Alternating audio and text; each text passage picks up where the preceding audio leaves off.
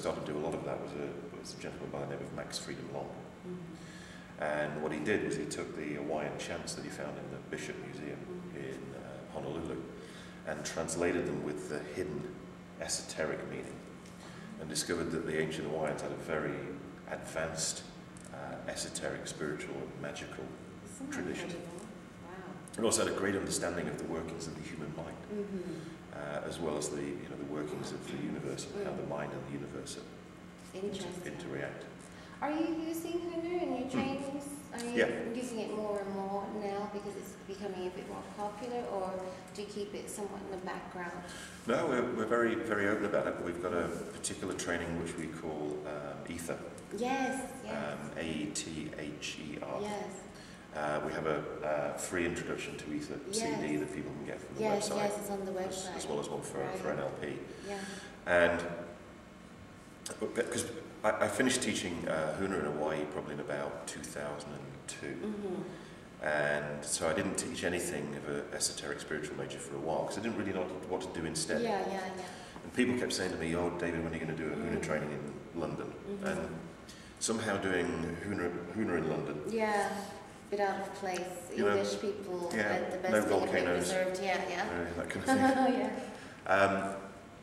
But I was also researching other esoteric traditions because I've got a doctorate in esoteric studies. Yes, I was going to ask you about that. And so, as well as studying Huna, I'd also studied the Western mystery tradition, the shamanic traditions. Full of that kind of energy knowledge, Tantra, Taoist tradition, and all those systems. And what I've put together with Ether is a very eclectic kind of mix. So it does have Huna in it. Oh, that's interesting. But it also has material from other traditions as well. To make it a very, and also what I found from people who were studying Huna with me in Hawaii was it became almost like a spiritual holiday for them. Oh, right. There's no problem with that. Yeah. But what it meant was that, I'd say to them, because I'd see them every 6 months, and I'd say, so what have you done with your Huna since last time I saw you? Oh, nothing really. Yeah. Which I thought was a bit crazy, because really, Do you find that with your NLPs as well? Or not so I find it less so with NLP. But I use my stuff that I learned from Huna every day. Yes. And I couldn't understand why other people weren't doing it. I started to think, well, the majority of people who came to do the Huna training, they didn't live in Hawaii. They weren't Hawaiian.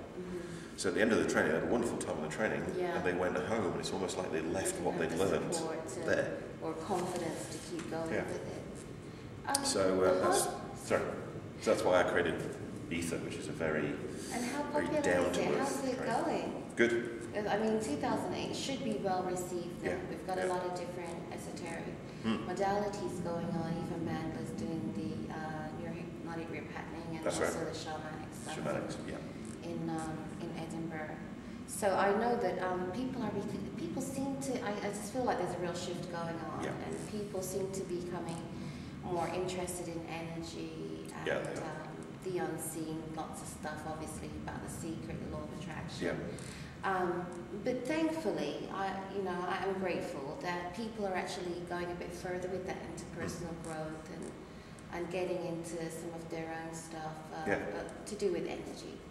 So I think that's good. Yeah, well, we run a weekend introduction training. To Ether. To Ether. Because I think last time I was here, I was here on time, but I was absolutely shattered. That's right. And I missed it. Yeah. But that's something that I really am interested in doing because I know that you're so knowledgeable, and actually what I really like, you guys, if you haven't experienced David's training, is the comfortable way that you train, so relaxed and informal, and you're so knowledgeable about so many different things that it's actually quite fun. So I could see that the people would come to your training and look at it as a holiday or a nice relaxing thing to do. Actually a good Christmas gift, right? Absolutely. Yeah. I mean, they learn a massive amount. We can literally train people all the way up to the top level of master trainer of NLP. We train people in timeline therapy, also in hypnosis, as well as our Ether material.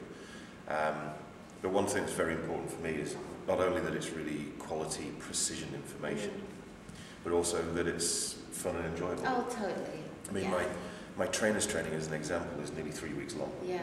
And it's hard work. A lot of information. A lot of people say it's the hardest I've ever worked. I cherish my NLP trainer certificate more than my university degree. And you really degree. have to want it. Yeah, totally, it is. And so if you're gonna work people that hard for 3 weeks, I think they should also have some fun as well. I do too. I do too. And of course, it's not so easy for you to continue on with low levels of energy. So keeping the energy up while you're doing the training is important too. I wanted to ask you a little bit about your background, because I know that you have a quite interesting background before you even started NLP. Can we talk a bit about that?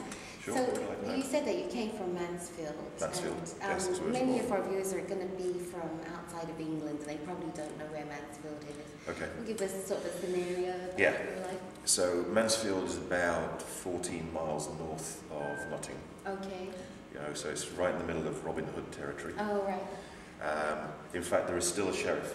Oh, there is still a sheriff in Nottingham. Yeah.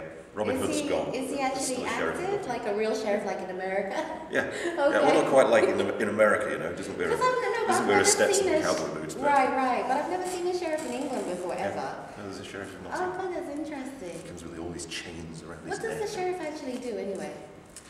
I think. I think he's more of a figurehead kind of thing. But technically, the Sheriff of Nottingham would be in charge of the Nottingham Council and the local government. So he's a political. Yeah. Like a mayor spare or something? Well, we have a mayor. I think there's a mayor of Nottingham as well. Yeah. So Nottingham's quite unusual in that it has a mayor and it also has a sheriff. But of course, the Sheriff of Nottingham is probably one of the most famous sheriffs outside of America. Right. So that's where it is, about 140, 150 miles north of London. And What's it like there? What's the kind of city is it? Well, it was a town.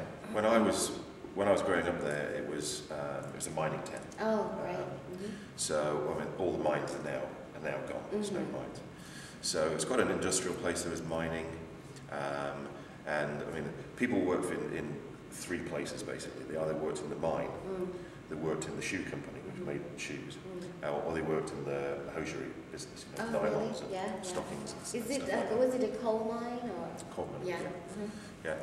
Now, I was just up there last week. The mines have gone. Yeah. The shoe company's gone. The hosiery. Isn't it sad? Your history. When you were growing up, all the little things that you see, and now they're not there. Yeah. I don't know what people do in Mansfield now. Yeah, I wonder. Yeah.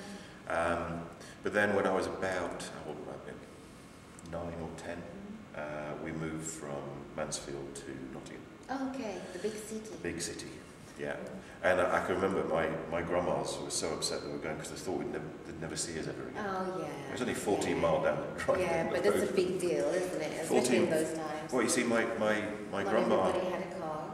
Yeah, my grandma Shephard lived to be, I think she died when she was about 91, 92 years old. Yeah.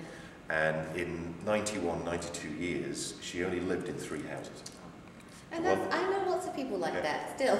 The one she was born in, then the one that she lived with her husband in, and then after my granddad died, who died before I was born, the house that she then lived in. So it's 3 houses. Yeah. And each of those houses were no more than a mile apart. Oh, yeah. So the idea of quite community as well. Very, yeah. So the idea of like us moving 14 miles was to the big city. Was, big deal. Yeah, it's like very big deal. Yeah. Exciting for you though, because you're younger yet. Yeah. At first I didn't want to go, but my dad had got a new job in Nottingham. Because he was a lecturer in fashion and design. Oh, was he? How interesting.